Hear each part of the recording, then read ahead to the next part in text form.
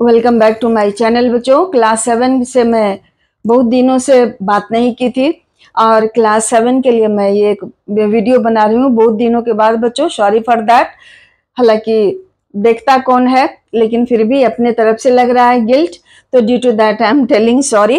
तो ये आपका फर्स्ट टर्म का पोर्शन फिजिक्स में इलेक्ट्रिसिटी भी है, तो इसको हम लोग शॉर्ट में पढ़ लेते हैं so that you can revise the things in short period during exam. तो बच्चों ये हमारा इलेक्ट्रिसिटी चैप्टर का नाम है। तो इलेक्ट्रिसिटी एक्चुअली ये है फिजिक्स का एक ब्रांच, छोटा सा पार्ट। जैसे आपने हीट पढ़ा, उसके बाद लाइट पढ़िएगा, इलेक्ट्रिसिटी पढ़ रहे हैं। तो इलेक्ट्रिसिटी ये फिजिक्स का एक छोटा सा ब्रांच है जिसमें हम चार्जेज के बारे में पढ़ते हैं, या तो चार्ज मोशन में हो या रेस्ट में हो, उसके बारे में हम लोग इस चैप्टर में पढ़ते हैं। उससे रिलेटेड जितनी सारी बातें हैं इलेक्ट्रिसिटी चैप्टर में हम लोग पढ़ते हैं। तो यहाँ हमने डिफाइन कर दिया, study of charges at rest और in motion is called electricity. दूसरा देखिए है इलेक्ट्रिक करंट। अब जब हम अपने घर में स्विच ऑन करते हैं तो ऑन करते ही हमारा अप्लायंसेज वर्क करना शुरू कर देता है, तो क्या होता है उससे चार्जेज कंटिन्यूअसली फ्लो होने लगता है। और चार्जेज कौन से फ्लो होते हैं? इलेक्ट्रॉन। आपने पढ़ा होगा अगर एटम के बारे में, इलेक्ट्रॉन, प्रोटॉन, न्यूट्रॉन के बारे में, तो आपको पता होगा कि इलेक्ट्रॉन ही फ्लो करता है कंडक्टर से, जिसके कारण इलेक्ट्रिक करंट कंस्टिट्यूट होता है। तो जब चार्जेज फ्लो करते हैं किससे? वायर के थ्रू। जब इलेक्ट्रॉन कंटिन्यूअसली फ्लो करने लगता है तब हम क्या कहते हैं कि इलेक्ट्रिक करंट फ्लो हो रहा है उससे। तो इस तरह से इलेक्ट्रिक करंट क्या हो गया? The continuous flow of charges through a conductor is called electric current. हालांकि इसका दूसरा डेफिनेशन है फॉर्मूला के टर्म में चिल्ड्रन, बट क्लास 7 में आप यही पढ़िए। तो कंटिन्यूअस फ्लो ऑफ चार्ज जब होगा किसी कंडक्टर से तो उसे हम लोग कहेंगे इलेक्ट्रिक करंट। जैसे कि अगर विंड ब्लो करता है लगातार, एयर मूवमेंट में हुआ तो हम एयर करंट कहते हैं, विंड करंट कहते हैं। वाटर फ्लो करेगा कंटिन्यूअसली तो हम वाटर का करंट कहते हैं। ज्यादा अमाउंट में वाटर फ्लो करते रहता है कंटिन्यूअसली तो हम क्या कहते हैं? Water current is very strong. तो उसी तरह से चार्ज जब फ्लो करता है किसी कंडक्टर से तो इलेक्ट्रिक करंट कंस्टिट्यूट करता है। लेकिन आप क्लास 7 में ये डेफिनेशन जानो, इसका दूसरा डेफिनेशन है फॉर्मूला के टर्म में। उसके बाद इलेक्ट्रिक करंट को मेजर करते हैं हम लोग, एक यूनिट है जिसको हम लोग एम्पियर कहते हैं। चिल्ड्रन अगर क्लास में पढ़ाया गया होगा तब तो ठीक है, नहीं तो छोड़ दीजिएगा इसको। It is measured by ammeter. एक इंस्ट्रूमेंट छोटा सा होता है, डिवाइस होता है, उससे हम लोग इलेक्ट्रिक करंट को मेजर करते हैं कि कितना अमाउंट में कितना एम्पियर इलेक्ट्रिक करंट फ्लो हो रहा है। ठीक है। तो अब देखिए इसके बाद जो छोटा छोटा टर्म है मैं बहुत जल्दी आपको रिवाइज करने में हेल्प कर दूंगी। सो आगे देखिए बच्चों, इलेक्ट्रिक करंट के डेफिनेशन के बाद अब हम लोग देखते हैं electric circuit. Electric circuit, electric circuit क्या है? नाम तो हमेशा हम लोग लेते हैं, जानते हैं। हम लोग के घर में सारा अप्लायंस वायर से कनेक्टेड होता है, स्विच बोर्ड से। तो जब हम स्विच ऑन करते हैं तो चार्जेस फ्लो करने लगेगा, इलेक्ट्रिक करंट फ्लो होने लगता है। तो ये जो कंटिन्यूअस पाथ है, मतलब पाथ करने का मतलब wire, switch, appliance, bulb, fan, heater, washing machine, जो भी है। तो व्हेन द वो कंटिन्यूअस, ये क्या कहिएगा इसको, इलेक्ट्रिक सर्किट को, the continuous path consisting wires, appliances through which electric current can flow, that is called electric circuit. The continuous path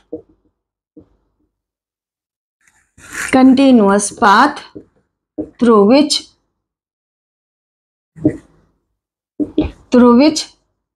electric current can flow is called electric circuit. Electric circuit कहिएगा जिस continuous path से। तो continuous path आदमी का तो नहीं हो सकता है, वायर का ही हो सकता है, तो कंटिन्यूअस पाथ जिससे इलेक्ट्रिक करंट कैन फ्लो उसको हम लोग इलेक्ट्रिक सर्किट कहेंगे। इलेक्ट्रिक सर्किट के लिए क्या क्या चाहिए? Wires, electric appliance, anything, bulb, fan, tube light, washing machine, fridge, जो भी है सारा अप्लायंस हो गया। Switch, source of electric current, source of electric current, source of electric current कौन कौन सा होगा? इलेक्ट्रिक सेल या बैटरी या जनरेटर, जो आप यूज कीजिए, ये सारा इलेक्ट्रिक करंट का, इलेक्ट्रिक सर्किट का पार्ट है, उसके लिए चाहिए। अब देखिए हम लोग बनाते हैं, एक है ओपन इलेक्ट्रिक सर्किट, एक है closed electric circuit. Open electric circuit, open electric circuit जब हम घर में क्या करते हैं, स्विच ऑफ कर दिए, अप्लायंसेज वर्क करना बंद कर दिया, तब वो जो सर्किट है ओपन इलेक्ट्रिक सर्किट हो गया। ठीक है, open electric circuit when current does not flow through a circuit due to switch off,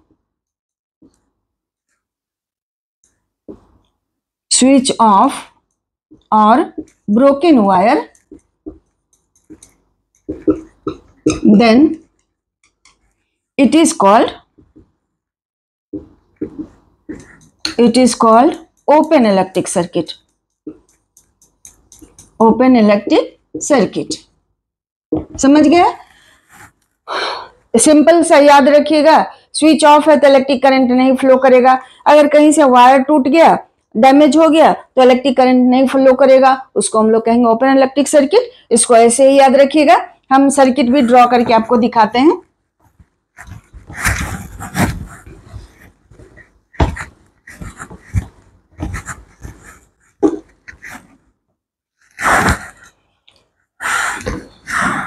अब देखिए closed electric circuit.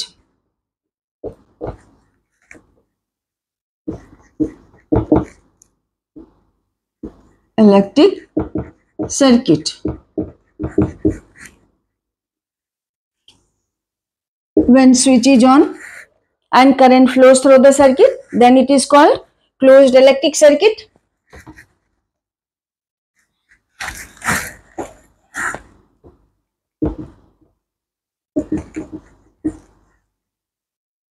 When switch is on and current flows through the circuit,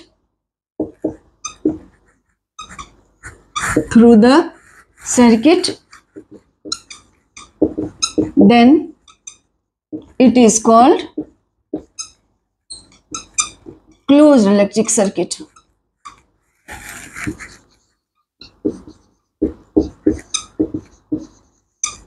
closed electric circuit. अब हम लोग draw करते हैं circuit diagram, very important बच्चों।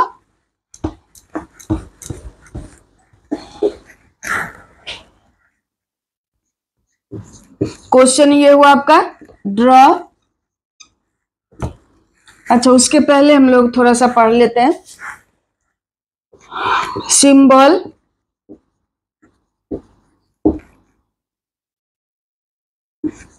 for the electric circuit, for the components of electric circuit.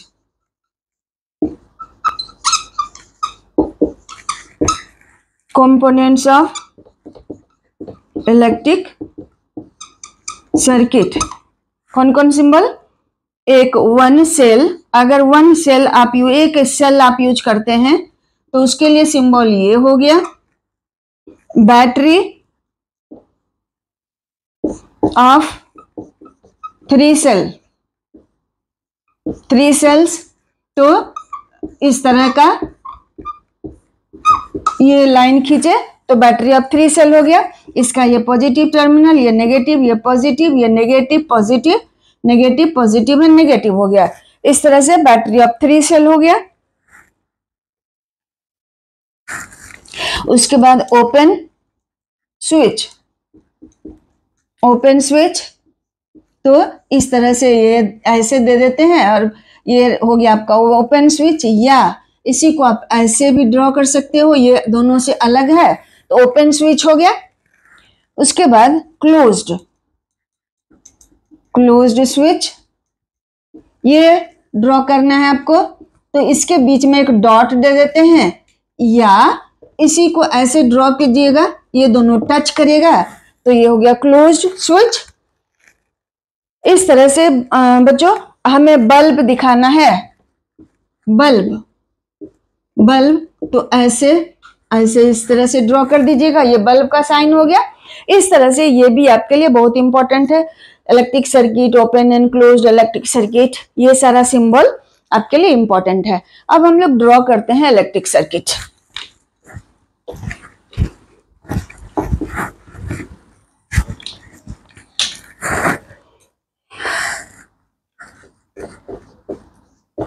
Draw an electric circuit consisting a closed switch, battery of 3 cell, 3 cell and a bulb। इस तरह से हमको एक इलेक्ट्रिक सर्किट ड्रॉ करना है। कैसे draw कीजिएगा,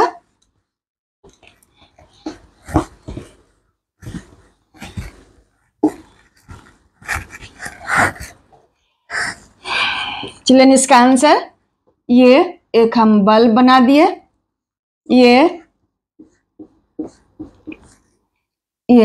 क्लोज्ड स्विच है ना, इस तरह से डॉट दे दीजिएगा। करंट का डायरेक्शन हमेशा पॉजिटिव से निगेटिव की ओर दिखाइएगा। अब ये बल्ब ग्लो कर रहा है इस तरह से, तो ये हमारा क्लोज्ड इलेक्ट्रिक सर्किट हो गया। उसके बाद अगर ओपन इलेक्ट्रिक सर्किट ड्रॉ करना है तो ये डॉट नहीं देना है, ठीक है, याद रखना है। करंट का डायरेक्शन इधर से इधर दिखाना है, बल्ब हो गया पॉजिटिव नेगेटिव, और इस तरह से ये स्विच हो गया। इस तरह से आपका इलेक्ट्रिक सर्किट का डायग्राम हो गया, ठीक है। चलिए the things I am explaining, वो सारा इंपॉर्टेंट है आपके लिए, ध्यान रखिएगा।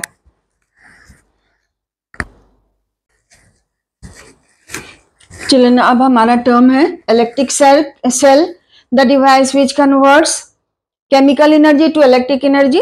इलेक्ट्रिक सेल हो गया, the device which converts chemical energy to electric energy, electric energy उसको कहिएगा cell. Battery, when 2 or more cells are used together to get more electric current, तो उसको आप कहिएगा battery. the combination of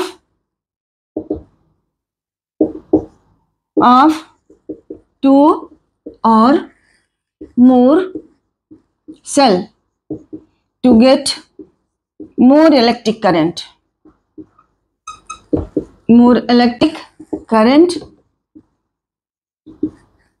it is called battery। बेटा बच्चों देखो, ये क्या कहते हैं, अगर सेल को आप एंड टू एंड कनेक्ट कीजिएगा, आपने देखा होगा रिमोट हो चाहे टॉर्च हो, सब में हम लोग क्या देखते हैं कि अगर इस तरह से कनेक्टेड हो, ये बीच वाला इसका पॉजिटिव होता है, बॉटम नेगेटिव होता है, ये वाला पार्ट, तो ये नेगेटिव हुआ, ये पॉजिटिव हुआ। फिर दूसरे सेल का इधर हम लोग लगाते हैं नेगेटिव, यहाँ पॉजिटिव, तीसरे सेल का इस तरह से ये हो गया आपका पॉजिटिव, ये नेगेटिव, ये पॉजिटिव हो गया, और इधर इस दोनों को हम लोग बल्ब से कनेक्ट कर दें, तो इस तरह का जो कॉम्बिनेशन ऑफ सेल होता है इसको हम लोग कहते हैं series combination. When all the cells in a battery are connected end to end, इस तरह से, तो उसको सीरीज कॉम्बिनेशन कहिएगा। लेकिन अगर हमको जितना भी सेल दिया हुआ है उसके पॉजिटिव टर्मिनल को एक साथ, 3 सेल है, इसका ये तो सारा पॉजिटिव है, तो इस सब को अगर हम एक साथ कनेक्ट कर दें, नेगेटिव को एक साथ कनेक्ट कर दें, तो इस तरह के कॉम्बिनेशन को हम लोग कहते हैं पैरेलल कॉम्बिनेशन। तो यहाँ पैरेलल कॉम्बिनेशन करेंगे तो यहाँ बल्ब लगाएंगे, लेकिन बच्चों पैरेलल कॉम्बिनेशन में सेल हमको कम इलेक्ट्रिक करंट देता है, सीरीज कॉम्बिनेशन में हमें ज्यादा इलेक्ट्रिक करंट मिलता है। तो जब ज्यादा इलेक्ट्रिक करंट का हमको यूज है, ज्यादा वोल्टेज का जरूरत है, तो हम सेल को सीरीज में कनेक्ट करते हैं, और जब कम का जरूरत है तो हम पैरेलल में कनेक्ट करते हैं। इस तरह से बात आ गई समझ में बच्चों। अब देखिए ये इतना तक आपका हो गया। अब देखिए उसके बाद है effects of electric current.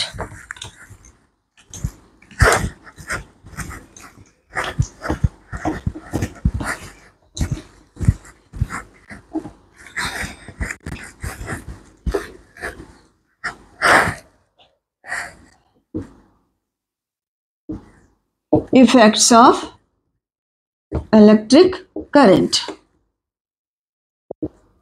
Effects of electric current, कौन कौन इफेक्ट ये प्रोड्यूस करता है? हीटिंग इफेक्ट, ये मैग्नेटिक इफेक्ट,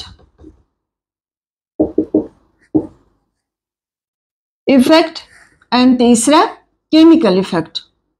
हमें केमिकल इफेक्ट नहीं पढ़ना है, 7 में हमें 2 इफेक्ट पढ़ना है, हीटिंग इफेक्ट और मैग्नेटिक इफेक्ट। ठीक है, तो यहाँ इफेक्ट का क्या मतलब हुआ कि इलेक्ट्रिक करंट का, इलेक्ट्रिसिटी का, इलेक्ट्रिक करंट का कौन कौन सा इफेक्ट हो सकता है, ये क्या क्या कर सकता है। चलिए, तो इलेक्ट्रिक करंट के कारण हीटिंग इफेक्ट हो सकता है, मैग्नेट बना सकते हैं हम लोग, केमिकल इफेक्ट तो हो ही सकता है, ये बाद में पढ़िएगा। तो पहले देखिए हीटिंग इफेक्ट शुरू करने के पहले एक टर्म है हमारा रेसिस्टेंस। रेसिस्टेंस, ये टर्म किस चीज से डिराइव हुआ है? To resist. टू रेसिस्ट मतलब टू अपोज। तो इसको हम लोग, इस टर्म को, ये टर्म डिराइव हुआ टू रेसिस्ट मतलब अपोज करने से। तो कंडक्टर में आपने सुना होगा सिल्वर सबसे अच्छा कंडक्टर है, उसके बाद कॉपर है, उसके बाद एल्युमिनियम है, फिर आयरन है, फिर रेस्ट ऑफ द मेटल्स है। तो सिल्वर सबसे अच्छा कंडक्टर इसलिए है कि उसका रेसिस्टेंस सबसे कम है। उससे ज्यादा रेसिस्टेंस हो गया कॉपर का, उससे ज्यादा हो जाएगा एल्युमिनियम का, फिर आयरन का।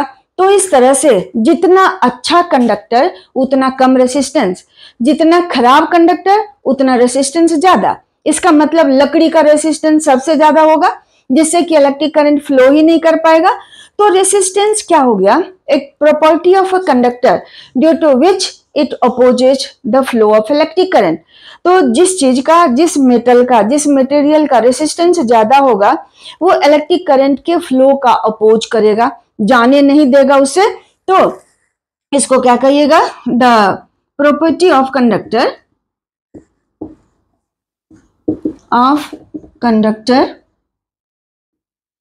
Due to which it opposes the flow of electric current। Property हो गया। अब देखिए रेसिस्टेंस किसके चीज पर डिपेंड करेगा? Longer wire, more resistance,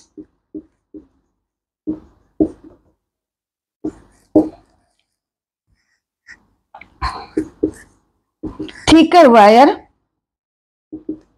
less resistance.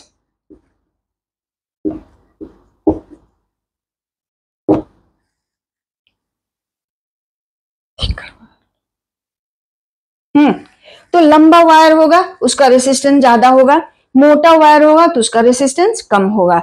चलिए, ज्यादा इसमें आपको दिमाग लगाने का जरूरत नहीं है 7th में, इतना ही जान लीजिए आप। रेसिस्टेंस क्या करता है, किसी कंडक्टर से करंट के फ्लो का अपोज करता है। लाइक मान लेते हैं कि किसी कबड्डी मैच में आप लोग खेल रहे हो, कोई जो कबड्डी कबड्डी करके दूसरे टीम में गया, वो चार्ज की तरह एक्ट कर रहा है वहां। दूसरा टीम वाला आदमी उसको पकड़ लिया। दूसरा टीम वाला आदमी वो जो कबड्डी करके गया था उसके लिए रेसिस्टेंस का काम करेगा, वो उसको रोक लिया। अब देखिए, तब जो दूसरे टीम में गया था कबड्डी करते हुए, वो जब पकड़ा गया दूसरे टीम से तो क्या होगा, वो उसे छुड़ा के भागने की कोशिश करेगा।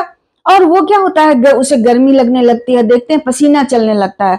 तो इस तरह से अब रेसिस्टेंस के कारण, मतलब उन दूसरे टीम वाले लोगों को रोकने के कारण क्या होता है, इस आदमी को गर्मी लगने लगती है। तो अब रेसिस्टेंस जिस कंडक्टर का ज्यादा होगा उससे हीट ज्यादा प्रोड्यूस होगा। अब इसके बारे में हम लोग देखते हैं।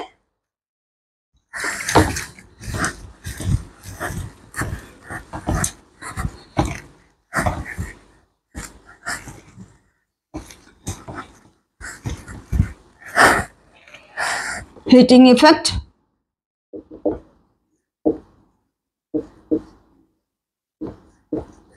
Heating effect of electric current.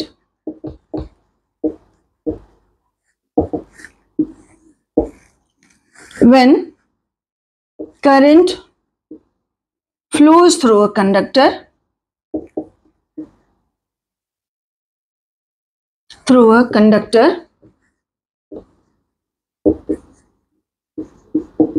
having high resistance, then heat is produced.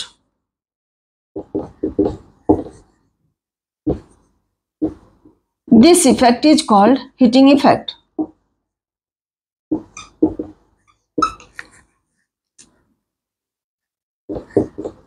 Electric current is called heating effect.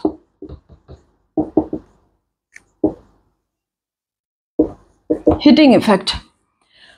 तो इस तरह से when current flows through a conductor having high resistance, तो ज्यादा रेसिस्टेंस होगा तो वो करंट के फ्लो को ज्यादा अपोज करेगा और इस तरह से ज्यादा हीट प्रोड्यूस होगा। चिल्ड्रन, तो इसी को हम लोग कहते हैं heating effect of electric current. तो यूज ऑफ हीटिंग इफेक्ट कहाँ कहाँ होता है?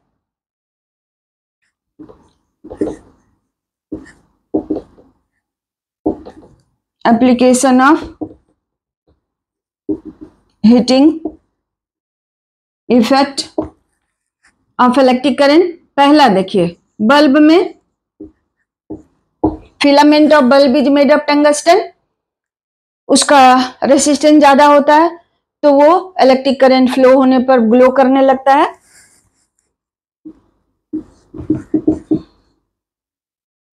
Filament of bulb is made of tungsten which has high resistance.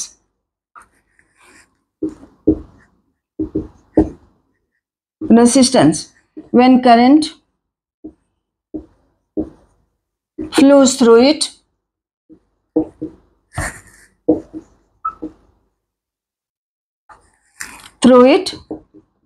it glows because light and heat are produced. दूसरा देखिए क्या है, बल्ब में हो गया। उसके बाद इलेक्ट्रिक हीटिंग डिवाइसेज में, हीटिंग डिवाइसेज कौन कौन हो गया? Electric heater, iron, geyser etcetera, ये सब में हीटिंग इफेक्ट का यूज होता है।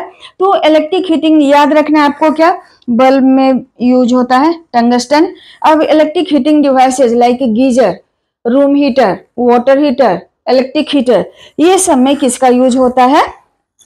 इसको हम लोग कहते हैं नाइक्रोम।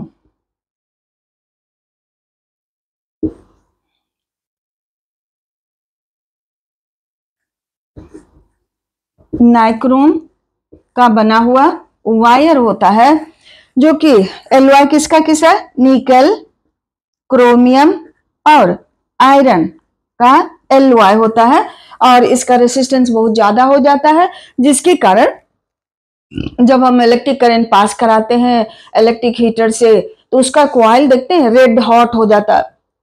रूम हीटर में तो स्पेशली आप लोगों ने जरूर देखा होगा, अगर ब्लोअर होगा तो भले नहीं दिखाई देगा, लेकिन अगर रूम हीटर होगा तो जरूर हम देख लेते हैं। अगर ऐसे ही इलेक्ट्रिक हीटर है तो हम देख लेते हैं उसका कॉइल रेड हॉट हो जाता है, क्योंकि वो नाइक्रोम का बना हुआ है, निकल, क्रोमियम एंड आयरन का एलॉय होता है। ऐसा इसलिए होता है क्योंकि उसका रेसिस्टेंस ज्यादा हो जाता है एलॉय बनाने से, इसलिए वो ज्यादा हीट प्रोड्यूस करता है। चिल्ड्रन, ये 3 हो गया आपका। और जो मोस्ट इंपॉर्टेंट है वो है हीटिंग इफेक्ट का यूज फ्यूज में।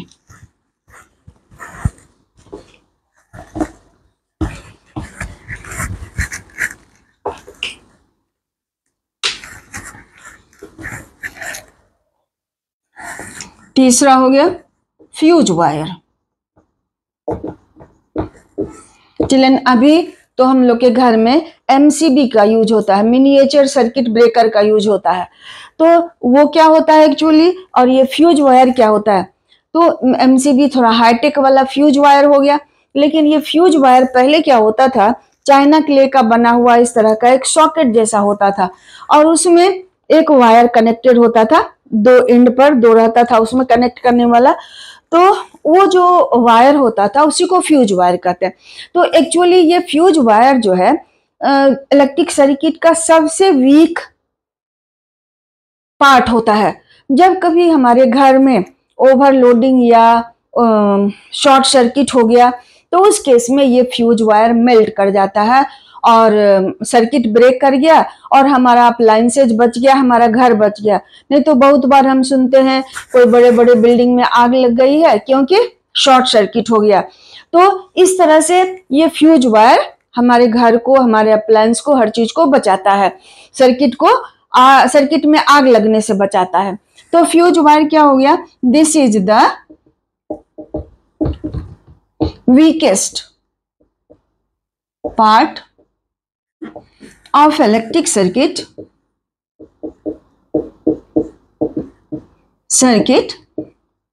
which has high resistance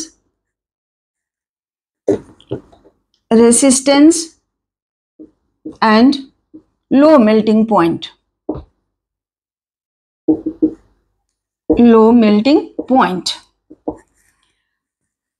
When there is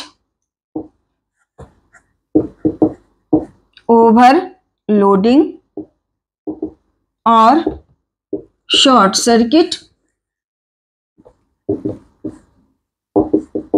in the house,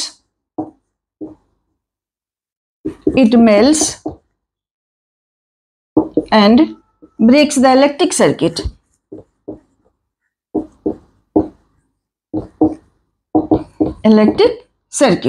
इस तरह से ये फ्यूज वायर काम करता है।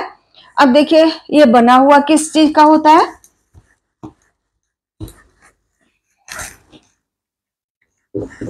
It is made of N alloy of lead, lead and teen. याद रखना है, इसका रेसिस्टेंस ज्यादा होता है, इसका मेल्टिंग पॉइंट कम होता है, जिसके कारण ये ओवरलोडिंग या शॉर्ट सर्किट के समय मेल्ट कर जाता है। ओके चिल्ड्रन, इतना हो गया आपका। अब देखिए हम लोग देख लेते हैं magnetic effect of electric current.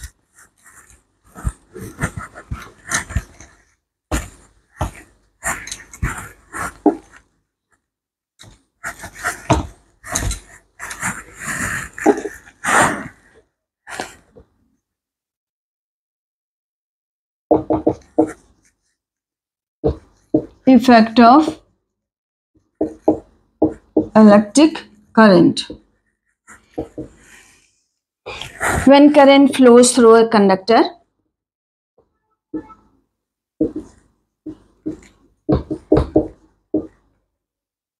through a conductor, then it behaves like a magnet. Like a magnet, which is called magnetic effect. Magnetic effect. Children, तो सबसे पहले इसका स्टडी किसने किया था? ऑर्स्टेड। साइंटिस्ट का नाम था ऑर्स्टेड। एक्सपेरिमेंट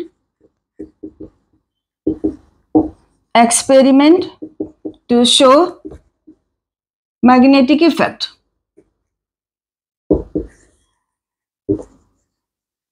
मैग्नेटिक इफेक्ट ये क्या था? उन्होंने क्या किया, एक दो स्टैंड लिया, दोनों स्टैंड के बीच एक वायर बांध दिया और इस वायर को बैटरी और स्विच से कनेक्ट कर दिया। ठीक है, और इसके नीचे एक मैग्नेटिक नीडल को रख दिया। इस वायर के नीचे ऐसे मैग्नेटिक नीडल को रख दिया। ये मान लीजिए नॉर्थ पोल है, ये साउथ पोल है मैग्नेट का, और इधर से इलेक्ट्रिक करंट फ्लो कर रहा है। तो ए बी वायर है और सी डी स्टैंड है, उसके बीच में मैग्नेटिक नीडल रख दिया। अब जब उन्होंने स्विच ऑन किया, पहले क्या था, मैग्नेटिक नीडल और वायर एक दूसरे के पैरेलल था। जब इलेक्ट्रिक करंट इससे फ्लो कराया तो क्या देखता है कि मैग्नेटिक नीडल पहले पैरेलल था, अब परपेंडिकुलर हो गया।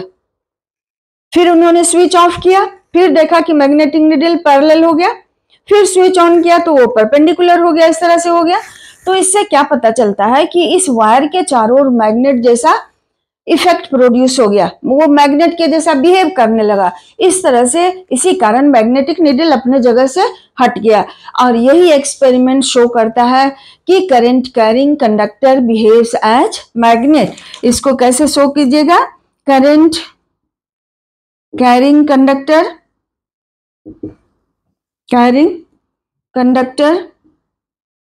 behaves as magnet। ये ऑर्स्टेड का एक्सपेरिमेंट भी था और ये इसके लिए ये स्टेटमेंट भी आप जान सकते हैं कि current carrying conductor behaves as magnet. अगर ये मैग्नेट जब करंट फ्लो करता है तो ये मैग्नेट की तरह बिहेव करता है और मैग्नेटिक नीडल अपने जगह से हट गया, क्योंकि आप जानते हैं कि मैग्नेट लाइक पोल को रिपेल करता है, लाइक पोल को अट्रैक्ट करता है। तो जब ये करंट नहीं फ्लो करेगा तो फिर ये पैरेलल हो जाएगा, क्योंकि मैग्नेटिक नीडल भी तो अर्थ के नॉर्थ साउथ की तरफ खुद को रखता है। जब यहां मैग्नेट होगा तब ये अपना जगह बदल लेगा, ईस्ट वेस्ट हो जाएगा, और जब इसे करंट फ्लो होना बंद होगा तो ये पैरेलल हो जाएगा। इस तरह से ये magnetic effect of electric current को शो करता है। आई बात समझ में?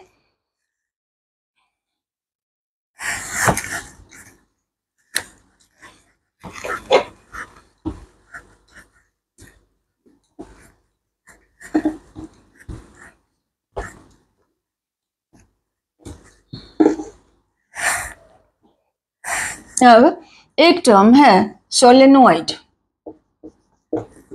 चिल्ड्रन, ये सोलेनोइड क्या है? ये एक सिंपल क्वाइल जैसा स्ट्रक्चर है।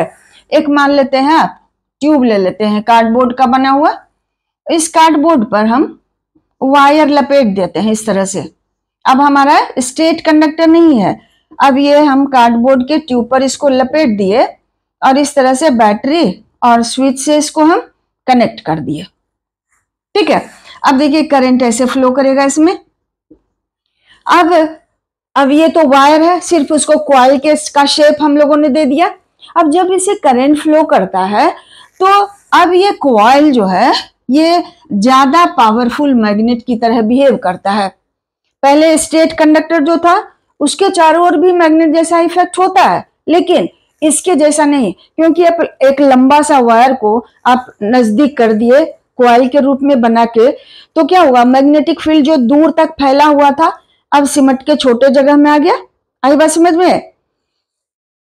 फैला हुआ था दूर दूर, अब उससे नजदीक आ गया। ठीक है, तो अब ये जो कॉइल होता है इसी को हम लोग कहते हैं solenoid. Cylindrical coil made of copper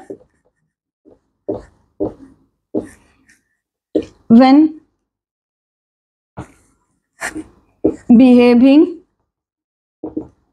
as magnet, when electric current flows through it.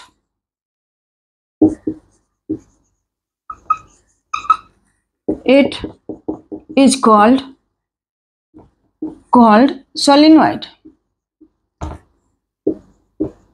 याद रखना आपको, इधर प्लस लीजिएगा तो यहाँ का एरो का साइन ऐसे दीजिएगा, यहाँ साउथ पोल दीजिएगा, यहाँ नॉर्थ पोल दीजिएगा। बिल्कुल साउथ इधर ही होगा, ये आपको डिटेल में नहीं पढ़ना है इसलिए मैं नहीं बता रही हूँ। तो इधर ऐसे ही देना है, उधर नॉर्थ देना है, और इस तरह से ये सोलिनॉइड हो गया। द स्ट्रेंथ ऑफ मैग्नेट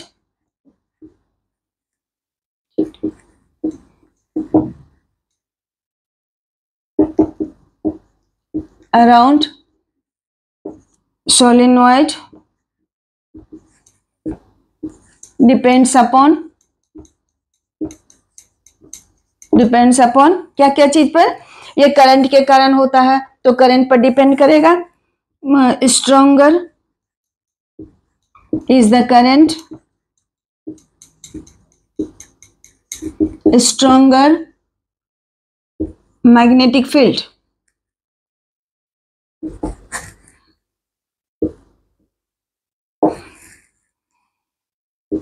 दूसरा,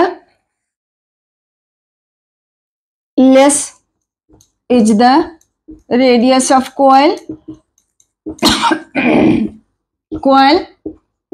stronger is the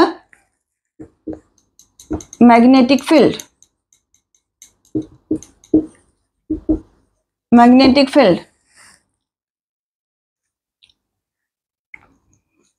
More is the number of turns,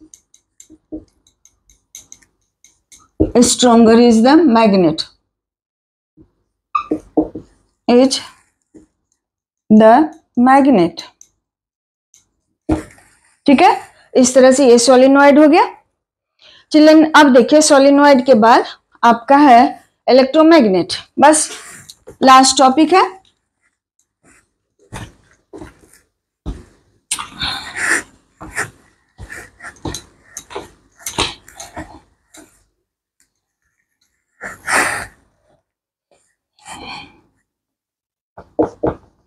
electromagnet, electric current के से बना हुआ मैग्नेट। तो when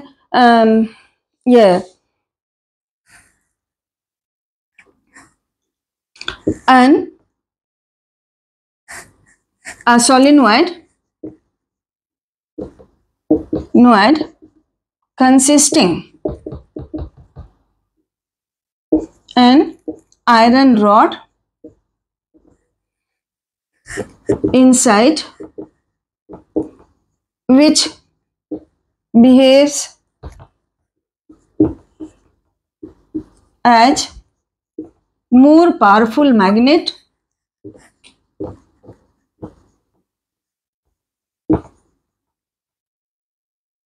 on passing electric current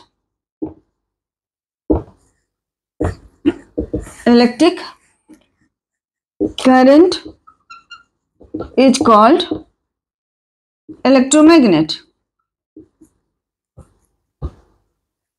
अपने लैंग्वेज में आप लिख सकते हैं डेफिनेशन, इलेक्ट्रिक करंट से बना हुआ मैग्नेट इलेक्ट्रोमैग्नेट हो गया।